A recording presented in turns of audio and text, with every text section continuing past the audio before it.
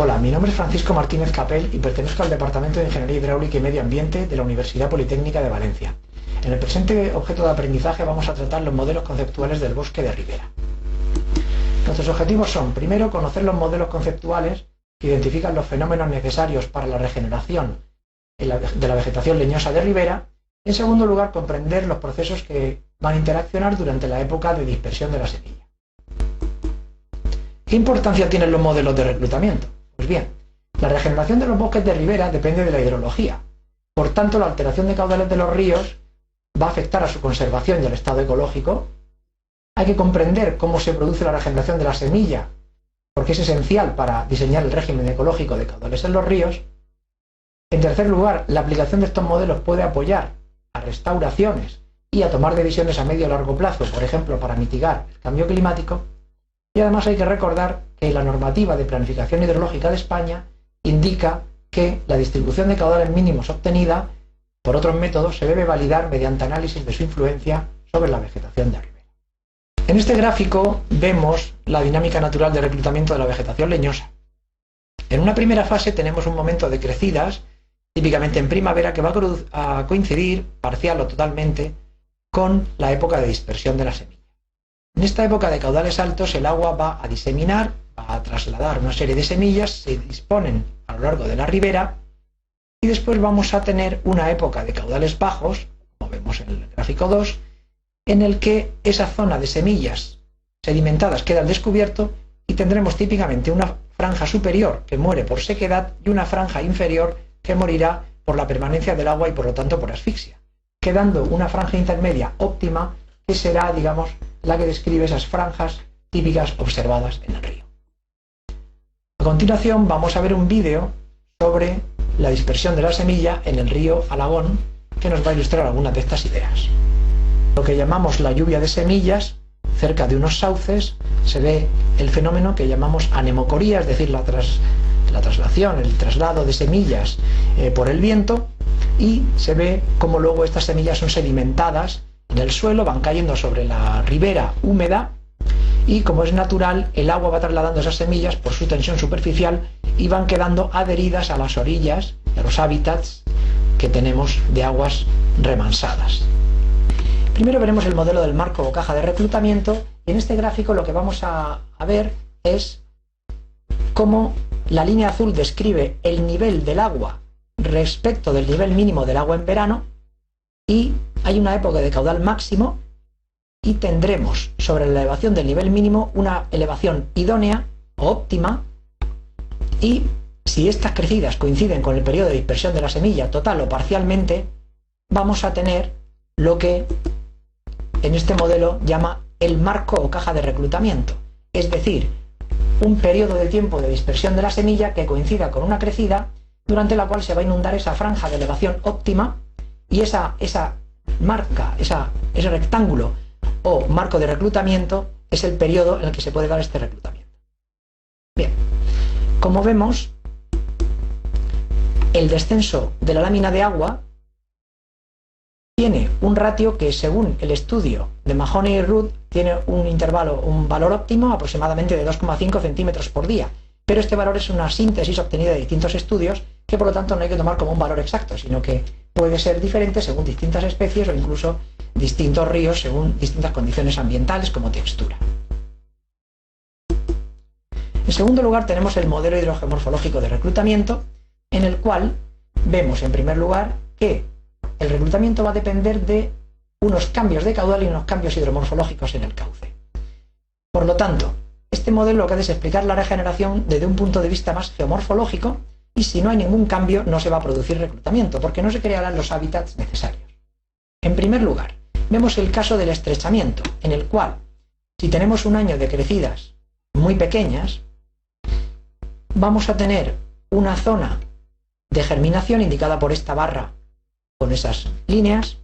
y tendremos, después de esa pequeña crecida, una época baja del cauce en la que las plantas van a morir por sucesivas crecidas. Vamos a tener una franja alta donde mueren por sequedad y, digamos, este cuadro rayado, que es la zona óptima de germinación. Por lo tanto, esperaríamos un reclutamiento de vegetación leñosa en lo que anteriormente era el cauce fluvial, que va quedando abandonado por el proceso de estrechamiento. En segundo lugar tenemos el caso del meandreo. En este caso se va produciendo la sedimentación en la zona interna de la curva y por lo tanto ahí puede crearse nuevos hábitats y vemos esa franja de nuevo de germinación que posteriormente va a producir que tengamos una zona baja también con mortalidad por inundación, una zona alta seca y una zona de esas barras, point bars o barras de media luna, donde sí que puede ser una regeneración óptima. El último ejemplo que ponían en este modelo era el caso de la sedimentación sobre la llanura aluvial, en la cual si tenemos una gran crecida, pues estos sedimentos junto con las semillas van a quedar sobre la llanura aluvial. Tenemos, por tanto, como se ve en la parte superior, una franja amplia de germinación, pero luego con el descenso de los caudales y la vuelta, digamos, a otras crecidas de menor entidad, tendremos una parte baja en la que habrá mortalidad por las sucesivas crecidas, zona de sequedad y una zona óptima de reclutamiento. Por lo tanto, en las zonas de sedimentación preparadas por la crecida puede haber una germinación. Bien, estas hipótesis, sin embargo, la de estos modelos que hemos explicado hasta el momento, asumían que las plántulas del año, las salicáceas, son freatófitas obligadas y además que el nivel freático es horizontal, igual que la franja capilar. Sin embargo, estas hipótesis pueden no darse en ríos de grava porque se ha demostrado que se da una gran heterogeneidad de sedimento que no hay en la de arena y además porque se ha demostrado que algunas salicáceas no son freatófitas obligadas, es decir, que no necesitan tener las raíces permanentemente en el agua. En este caso vemos el gráfico de la tesis